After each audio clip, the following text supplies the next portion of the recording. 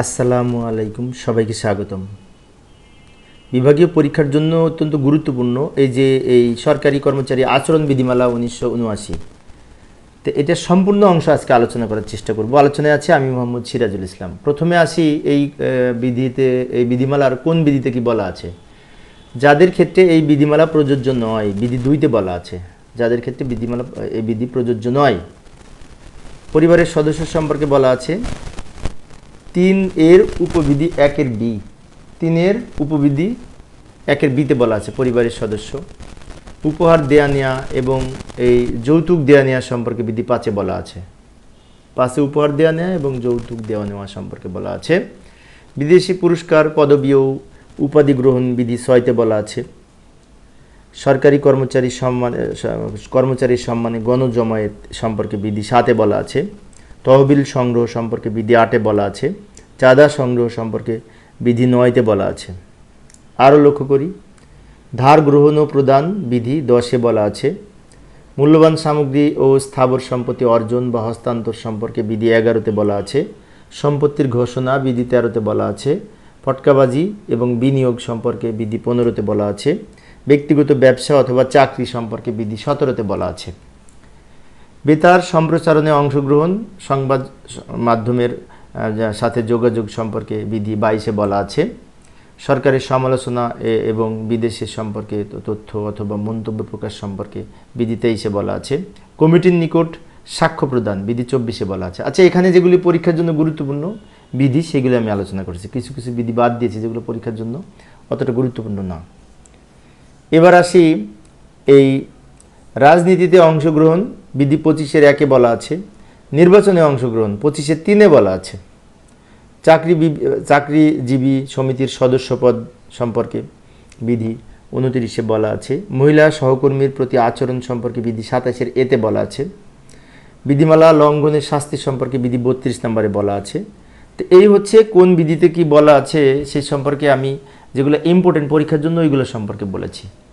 আচ্ছা, এবার এইগুলোর সম্পর্কে বিস্তারিত আলোচনা করব। তো বিস্তারিত আলোচনা বিশেষ করে অনেক সময়ের ব্যাপার, তারপরেও আমি চেষ্টা করব সম্পূর্ণ আলোচনা করার জন্য, যাতে একটা ক্লাসেই এই 1979 বিধি সম্পূর্ণ শেষ করতে পারি। লক্ষ্য করি, বিধি 2-তে যাদের ক্ষেত্রে বিধি প্রযোজ্য নয় কারা তাদের মধ্যে সেইগুলি এখন আলোচনা করব। লক্ষ্য করি, এতে বলা আছে বিধি 2-এর উপবিধি এ, যাদের ক্ষেত্রে এই রেলওয়ে সংস্থাপন কোড প্রযোজ্য, মেট্রোপলিটন পুলিশের অধস্তন কর্মকর্তাবৃন্দ, পুলিশ পরিদর্শকের নিম্ন পদমর্যাদার সদস্যবৃন্দ, মানে এদের জন্য প্রযোজ্য নয় সে কথা বলছে। বিজিবির অধস্তন কর্মকর্তাবৃন্দ, রাইফেলম্যান এবং সিগন্যালম্যান। এছাড়াও রয়েছে ডেপুটি জেলার, সার্জেন্ট ইন্সট্রাক্টরের নিম্ন পদমর্যাদার সদস্যবৃন্দ। গেজেটেড বিজ্ঞপ্তির মাধ্যমে এই সরকার যে সকল চাকরির সদস্যপদ বা সদস্যদের নির্দিষ্ট করবে, মানে গেজেটের মাধ্যমে সরকার যদি মানে নির্দিষ্ট করে দেয় যে এদের ক্ষেত্রে এই আইন প্রযোজ্য না, তারাও। এইগুলি হচ্ছে যাদের ক্ষেত্রে প্রযোজ্য নয়, তাই না? আচ্ছা, এরপরের বিধি লক্ষ্য করি।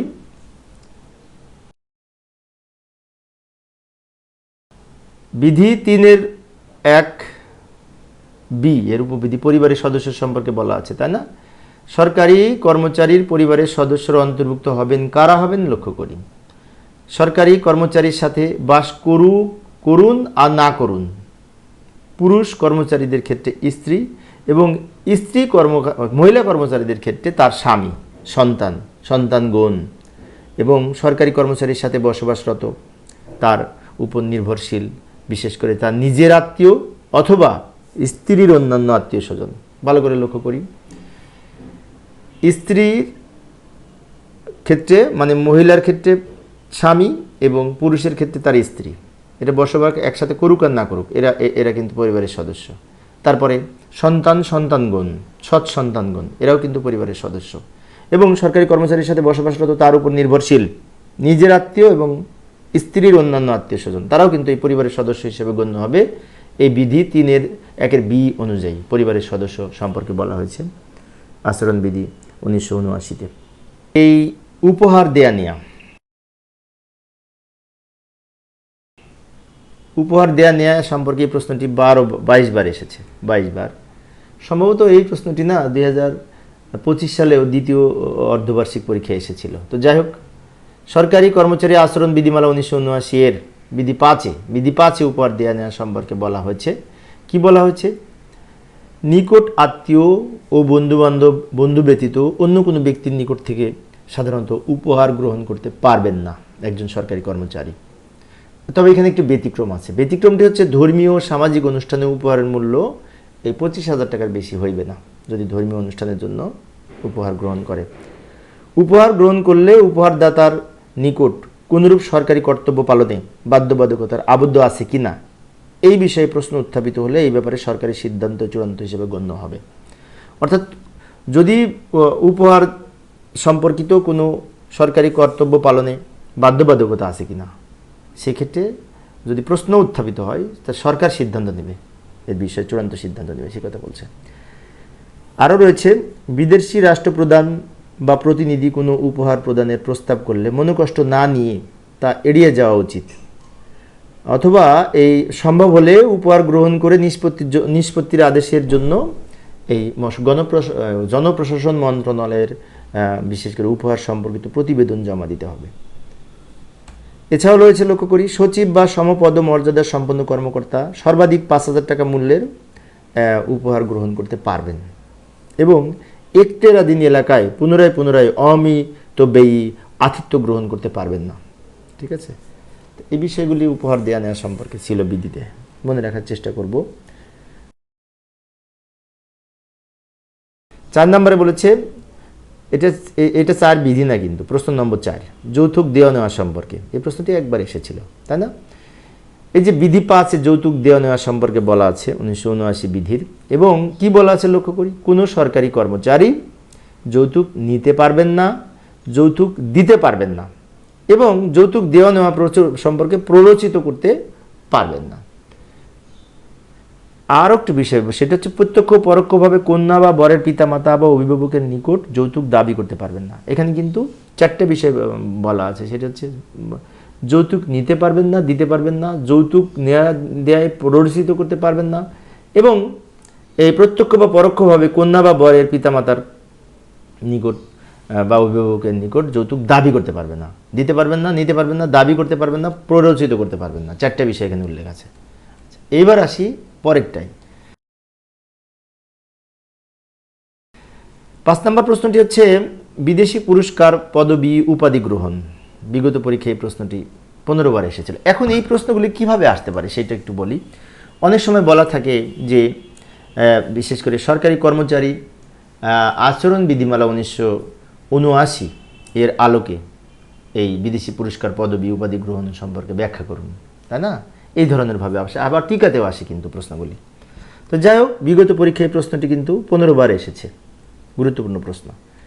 তো লক্ষ্য করি, এই বিধিমালার বিধি 6-এ বিদেশি পুরস্কার এবং উপাধি গ্রহণ সম্পর্কে বলা হয়েছে। কি বলা হয়েছে? কোনো সরকারি কর্মচারী রাষ্ট্রপতির অনুমোদন ব্যতীত কোনো বিদেশি পুরস্কার পদবি উপাধি গ্রহণ করতে পারবেন না। এই যে হলুদ কালার দিয়ে রেখেছি, রাষ্ট্রপতির অনুমোদন ব্যতীত বিদেশি পুরস্কার পদবি উপাধি গ্রহণ করতে পারবেন না। তবে এখানে একটি বিষয় আছে, কোনো সরকারি কর্মচারী পর্যাপ্ত সময়ের অভাবে রাষ্ট্রপতির পূর্বানুমোদন ব্যতীত বিদেশি পুরস্কার পদবি গ্রহণ করলে এই পুরস্কার পদবি গ্রহণ করার পর পরবর্তী সময়ে অবশ্যই অনুমোদন করে নিতে হবে।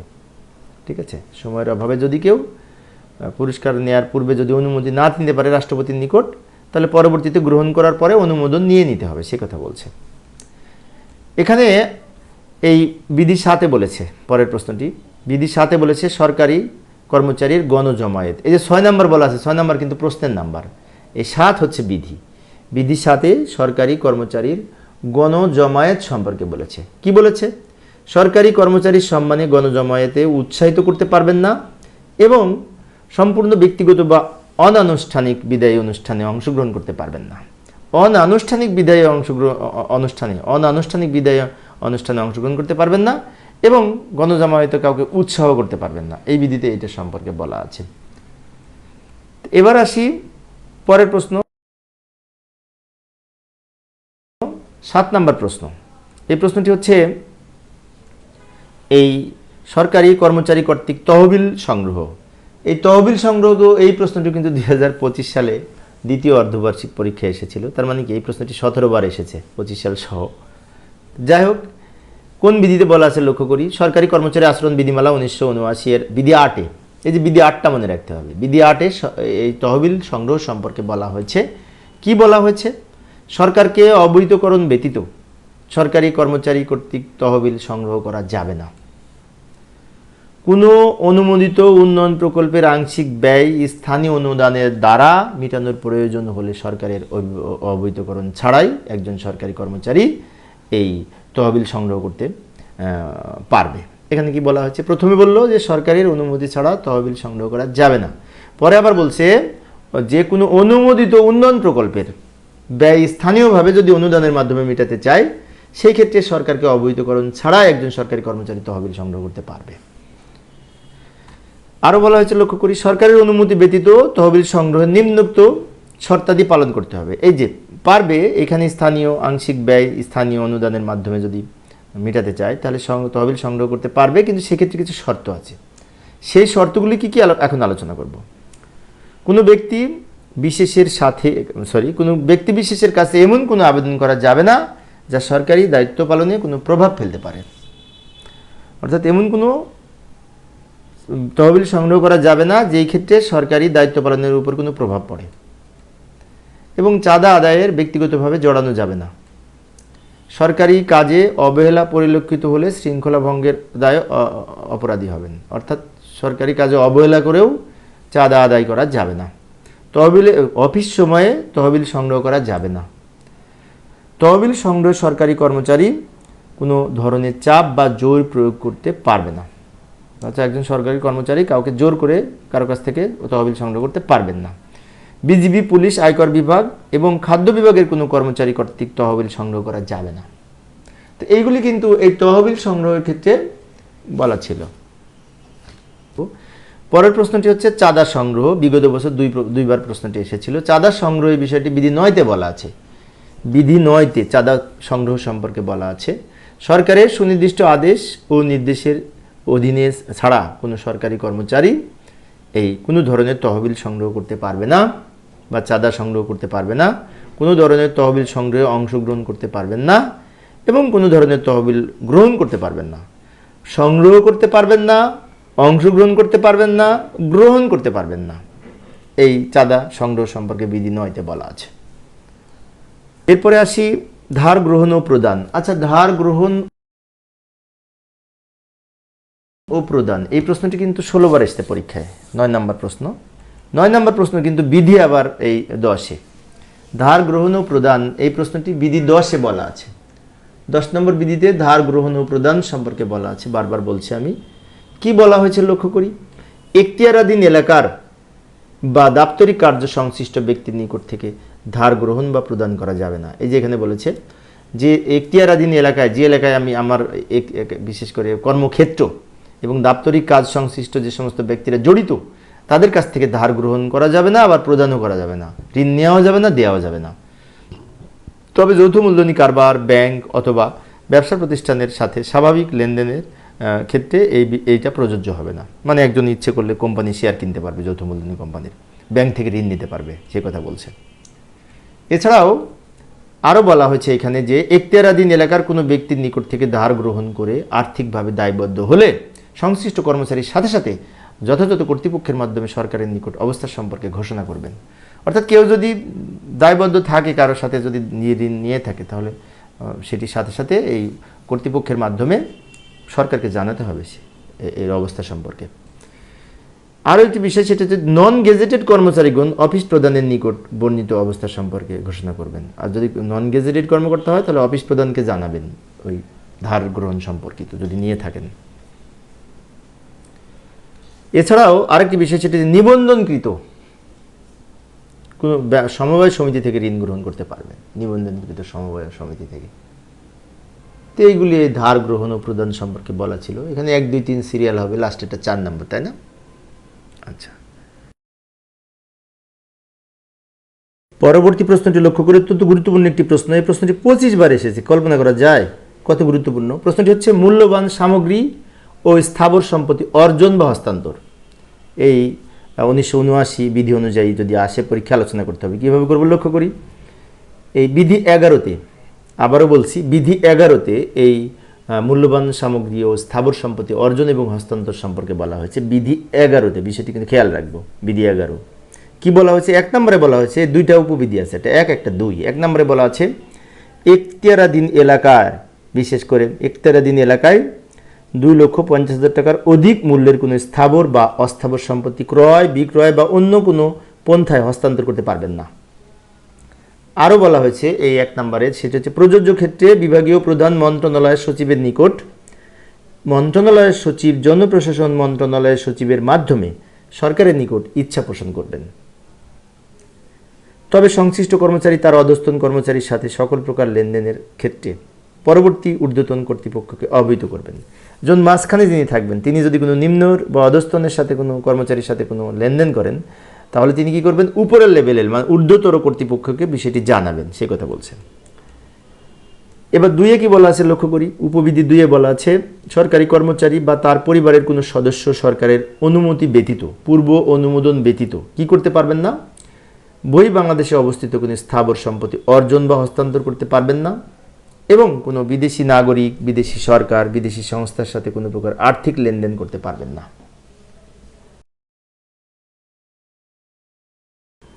পরবর্তী প্রশ্নটি হচ্ছে, বিগত পরীক্ষায় এই প্রশ্নটি কিন্তু 20 বার এসেছে, সম্পত্তির ঘোষণা। সম্পত্তির ঘোষণা এই প্রশ্নটি গুরুত্বপূর্ণ পরীক্ষার জন্য। সম্পত্তির ঘোষণা সম্পর্কিত বিধি 13তে সম্পত্তির ঘোষণা সম্পর্কে বলা হয়েছে। কি বলা হয়েছে? এখানে 2টা উপবিধি আছে, 1 এবং 2। উপবিধি 1-এ বলেছে, চাকরিতে প্রবেশের সময় যথাযথ কর্তৃপক্ষের মাধ্যমে সরকারের নিকট তার এবং তার পরিবারের সদস্যদের মালিকানাধীন বা দখলে থাকা শেয়ার, সার্টিফিকেট, সিকিউরিটি, বিমা পলিসি এবং মোট 50,000 টাকার অধিক মূল্যের যদি অলংকার আদি থাকে তা এবং স্থাবর অস্থাবর সম্পত্তি যা থাকবে সব ঘোষণা করতে হবে। অর্থাৎ বলছে, একজন সরকারি কর্মচারীর তার এবং তার পরিবারের সদস্যদের মালিকানাধীন দখলে থাকা শেয়ার, সার্টিফিকেট, সিকিউরিটি, বিমা পলিসি এবং মোট 50,000 টাকার বেশি অলংকারাদি সহ যদি স্থাবর ও অস্থাবর সম্পত্তি থাকে, তাহলে সেগুলোর ঘোষণা করবেন। এই ঘোষণার ক্ষেত্রে নিচের বিষয়াদি উল্লেখ থাকিবে। কি থাকিবে? কোন জেলায় অবস্থিত বা যে জেলায় অবস্থিত সেই জেলার নাম থাকবে, এবং মোট 50,000 টাকার অধিক মূল্যের প্রত্যেকের অলংকারাদি সম্পর্কে আলাদাভাবে প্রদর্শন করতে হবে। আলাদা আলাদাভাবে প্রত্যেকের প্রদর্শন করতে হবে। এই উপবিধি 2-এ আবার বলেছে এই সম্পত্তির ঘোষণা সম্পর্কে। কি বলেছে? প্রত্যেক সরকারি কর্মচারী 5 বছর পর পর ডিসেম্বর মাসে বিগত 5 বছরের হিসাব বিবরণীতে প্রদর্শিত সম্পত্তির হ্রাস বৃদ্ধির হিসাব বিবরণী যথাযথভাবে সরকারের মাধ্যমে দাখিল করবেন, সরকারের নিকট দাখিল করবেন কর্তৃপক্ষের মাধ্যমে। কি বলেছে?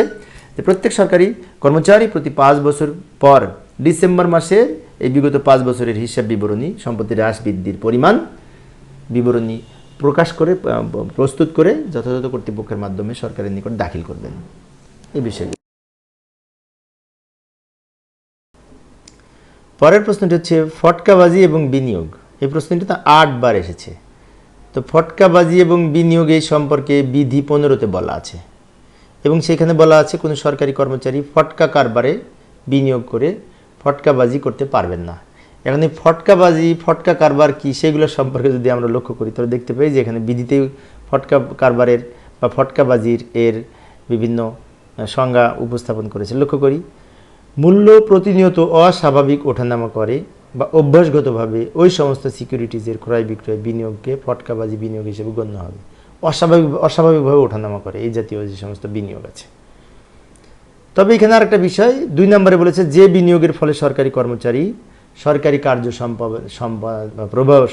কার্য সম্পাদনে প্রভাবান্বিত করতে পারেন। অর্থাৎ এমন কোনো জায়গায় বিনিয়োগ করা যাবে না যেখানে যে বিনিয়োগ করবে সরকারি কর্মকর্তাগণ ওই কার্য সম্পাদনে প্রভাবিত করতে পারে, অর্থাৎ উনি দামকে প্রভাবিত করে ওঠানো নামানো করতে পারে। এই জাতীয় বিনিয়োগকেও কিন্তু ফটকাবাজি বিনিয়োগ বলে। এবং আরও বলেছে, সরকারি কর্তব্য সম্পাদনে বিব্রতকর পরিস্থিতির সম্মুখীন হতে পারে সরকারি কর্মচারী নিজে সেই সব বা সেইরূপ কোনো বিনিয়োগ করতে বা তার পরিবারের সদস্যদেরকে এরকম বিনিয়োগ করতে অনুমতি প্রদান করতে পারবেন না। এখানে আরও বলেছে যে সরকার বিব্রত অবস্থায় পড়ে এরকম নিজে বিনিয়োগ করবেন না এরকম জায়গায়, এবং পরিবারের সদস্যদেরও অনুমতি প্রদান করতে পারবেন না বিনিয়োগ করতে। 3 নম্বরে বলেছে কোনো সরকারি কর্মচারী এমন কোনো কিছুতে বিনিয়োগ করতে পারবেন না যা কোনো ঘটনার পরিপ্রেক্ষিতে মূল্য পরিবর্তন হয়, অর্থাৎ একটা ঘটনার পরিপ্রেক্ষিতে মূল্যটা পরিবর্তন হবে এরকম, এটাও কিন্তু ফটকাবাজি। সিকিউরিটিজ এবং বিনিয়োগ সম্পর্কে কোনো প্রশ্ন উত্থাপিত হলে এই ব্যাপারে সরকারি সিদ্ধান্ত চূড়ান্ত বলে গণ্য হবে। তো এইখানে এইগুলো সম্পর্কে বলা আছে ফটকাবাজি বিনিয়োগ সম্পর্কে।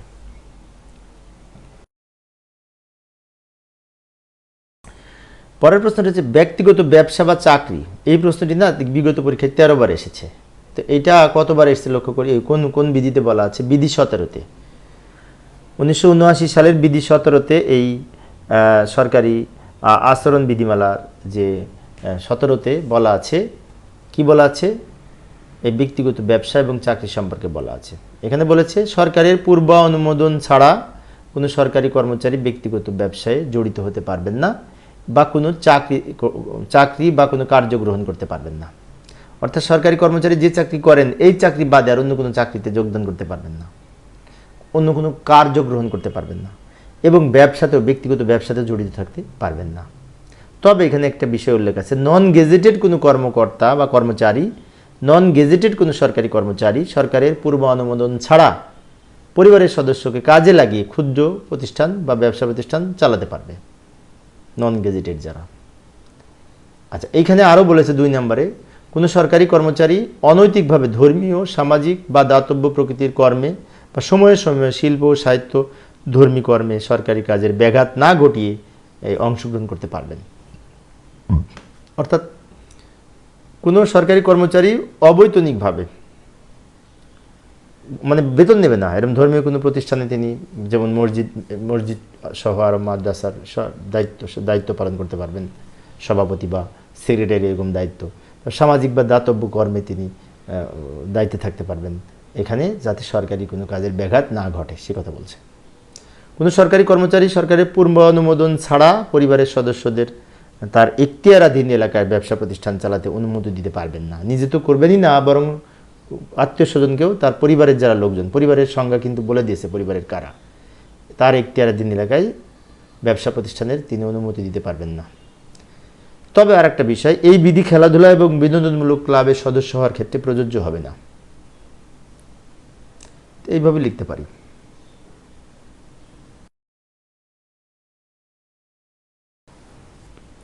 পরের প্রশ্নটি লক্ষ্য করি, এইটা হচ্ছে এই সংবাদ মাধ্যমের সাথে যোগাযোগ।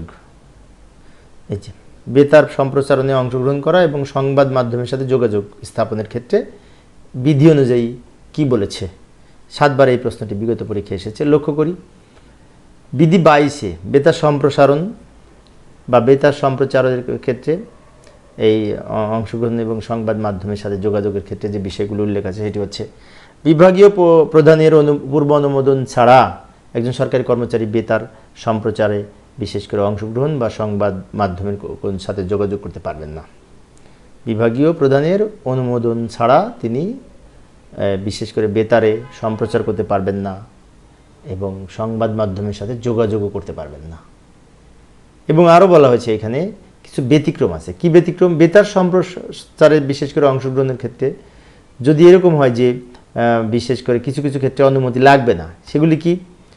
শিল্প, সাহিত্য, বিজ্ঞান ভিত্তিক বা ক্রীড়াধর্মী যদি হয়, বিজ্ঞান ভিত্তিক কোনো আলোচনা হয়, শিল্প সাহিত্য সম্পর্কে আলোচনা হয়, ক্রীড়াধর্মী কোনো আলোচনা হয়, সেক্ষেত্রে এই অনুমতি লাগবে না। এছাড়াও বিভাগীয় কমিশনার, জেলা প্রশাসক, ইউএনও কর্তৃক সরকারের উন্নয়ন কর্মকাণ্ডে সম্পর্কে জনগণকে অবহিত করুন। মানে কি? বিভাগীয় কমিশনার মহোদয়, জেলা প্রশাসক মহোদয়, ইউএনও মহোদয়ের যে সমস্ত কার্যক্রম, যে সমস্ত উন্নয়নমূলক কার্যক্রম, জনস্বার্থে যে সমস্ত কাজ, সেগুলো সম্পর্কে যদি জনগণকে অবহিতকরণ করা হয় সেক্ষেত্রে অনুমতি লাগবে না। যেমন উদাহরণস্বরূপ বলা যেতে পারে, বর্তমানে এই সিগন্যাল চলতেছে হয়তো, বিশেষ করে এই ঘূর্ণিঝড়ের সিগন্যাল, তো সেই সম্পর্কে এটা তো জেলা প্রশাসক এবং ঊর্ধ্বতন কর্তৃপক্ষ কর্তৃক একটা বিশেষ করে বিভিন্ন কর্মকাণ্ড থাকে, সেগুলো সম্পর্কে অবহিত করার জন্য জনগণকে বলা যেতে পারে যে সেই ক্ষেত্রে কোনো অনুমতি।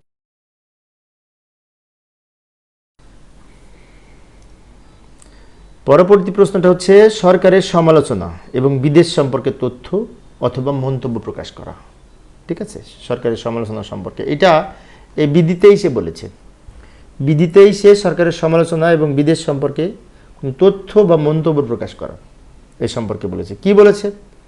সরকারি কর্মচারী নিজ নামে প্রকাশিত কোনো লেখায় বা জনসম্মুখে প্রদত্ত কোনো বক্তব্য বা বেতার বা টেলিভিশনে সম্প্রচারে কোনো বক্তব্য এমন কোনো বিবৃতি বা মত প্রকাশ করতে পারবেন না যা সরকারকে অস্বস্তিকর অবস্থায় ফেলতে সক্ষম। এবং এখানে যেমন উদাহরণস্বরূপ বলা যেতে পারে সরকারের সঙ্গে জনগণের কিংবা কোনো শ্রেণীর বিশেষের সম্পর্কের ক্ষেত্রে, তাই না, অথবা সরকারের সঙ্গে বিদেশি রাষ্ট্রের সম্পর্কের ক্ষেত্রে, এই সমস্ত ক্ষেত্রে কথাবার্তা বলার সময় বা কোনো বিশেষ করে সম্প্রচার করার সময় এমন কোনো সম্প্রচার করা যাবে না যা সরকার অস্বস্তি অবস্থায় পড়ে। পরবর্তী প্রশ্ন যে কমিটির নিকট সাক্ষ্য প্রদান। এই প্রশ্নটি একবার এসেছিল। কমিটির নিকট সাক্ষ্য প্রদান, বিশেষ করে বিধি 24-এ এই কমিটির নিকট সাক্ষ্য প্রদান সম্পর্কে বলা হয়েছে। বিধি 24-এ কি বলা হয়েছে? সরকারের পূর্ব অনুমোদন ছাড়া কোনো সরকারি কর্মচারী কোনো পাবলিক কমিটি নিকট সাক্ষ্য প্রদান করতে পারবেন না। অর্থাৎ সরকারি কোনো কর্মচারী যদি কোনো পাবলিক কমিটির নিকট সাক্ষী দিতে চায় তো সরকারের অনুমোদন লাগবে। সরকারি কর্মচারী এই ধরনের সাক্ষ্য দিতে গিয়ে সরকারের নীতি এবং সিদ্ধান্তের সমালোচনা করতে পারবেন না। এবং এই ধরনের বিশেষ করে সাক্ষী দেওয়ার সময় সরকারের নীতি এবং যে সমস্ত সিদ্ধান্ত আছে সেগুলো সমালোচনা করতে পারবেন না। এবং কোনো বিধিবদ্ধ কমিটির ক্ষেত্রে বা বিচার বিভাগীয় তদন্তের ক্ষেত্রে সাক্ষ্য প্রদানের ক্ষেত্রে এই বিধি প্রযোজ্য। এই যে এখানে একটা কথা বলা হয়েছে, বিচার বিভাগীয় তদন্তের সাক্ষ্য, মানে কি একটা বিচার হচ্ছে সেখানে আমাকে সাক্ষী রাখছে, তা সেই ক্ষেত্রে এই বিধি প্রযোজ্য হবে না। সেক্ষেত্রে তো কোনো এক্সট্রা কোনো বাহ্যিক কোনো বিষয়ে সাক্ষী দেওয়ার প্রয়োজন হতে পারে, তাই না? সেক্ষেত্রে বিধি প্রযোজ্য হবে না। এক্ষেত্রে প্রযোজ্য হবে যে সরকারের যে সমস্ত নীতি সিদ্ধান্ত আছে সেই বিষয়ে যদি সাক্ষ্য দিতে যায় বা সেখানে সরকারের অনুমোদন লাগবে।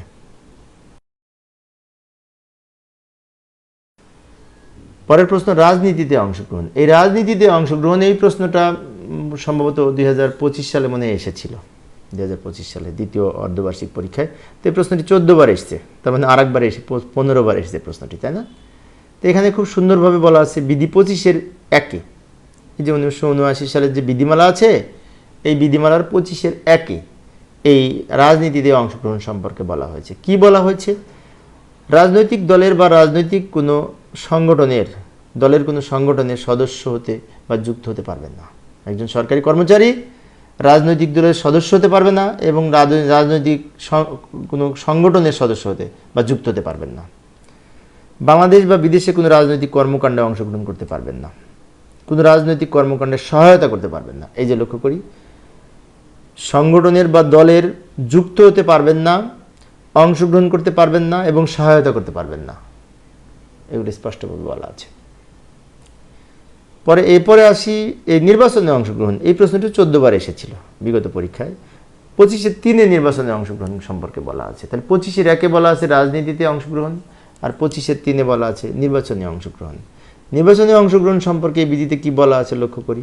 সরকারি কর্মচারী বাংলাদেশের জাতীয় সংসদ নির্বাচন অথবা অন্য কোনো আইনসভার নির্বাচনে অংশগ্রহণ করতে পারবেন না, প্রচারণা চালাতে পারবেন না, হস্তক্ষেপ করতে পারবেন না, প্রভাব খাটাতে পারবেন না।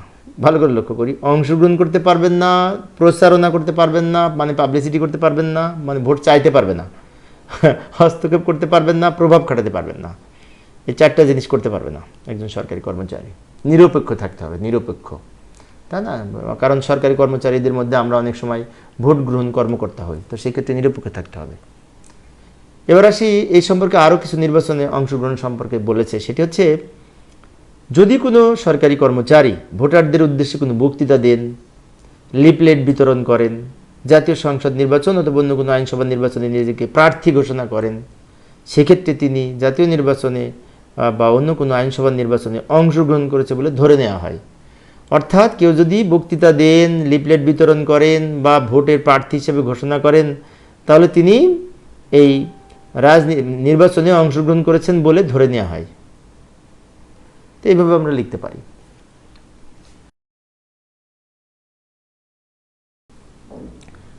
পরবর্তী প্রশ্নটা হচ্ছে মহিলা সহকর্মীর প্রতি আচরণ। এই প্রশ্নটি বিগত পরীক্ষায় 2 বার এসেছিল। প্রশ্নটি ছোট্ট, অনেক তথ্য অনেক কম আছে এখানে। লক্ষ্য করি বিধি 27-এর এতে মহিলা সহকর্মীর প্রতি আচরণ সম্পর্কে বলা আছে।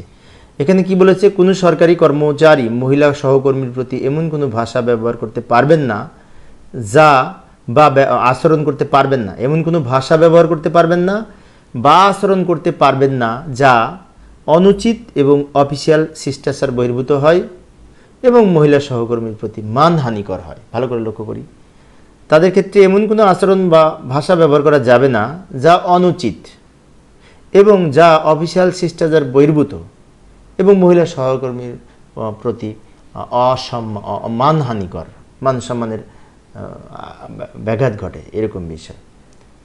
তো এইগুলা খেয়াল রাখবো। পরের প্রশ্নটি, এই যে চাকরিজীবী সমিতির সদস্যপদ, এই প্রশ্নটি বিগত পরীক্ষায় 5 বার এসেছিল। তো আবার যদি আসে তো কীভাবে লিখবো, তাই না? ভালো করে লক্ষ্য করি। প্রথমে লিখব বিধি 29-এ চাকরিজীবী সমিতির সদস্যপদ সম্পর্কে বলা আছে। বিধি 29-এ কি বলা হয়েছে? এখানে বলা হয়েছে শর্ত সাপেক্ষে চাকরিজীবী সমিতির সদস্য বা প্রতিনিধি বা কর্মকর্তা হতে পারবেন। শর্ত সাপেক্ষে কি শর্ত?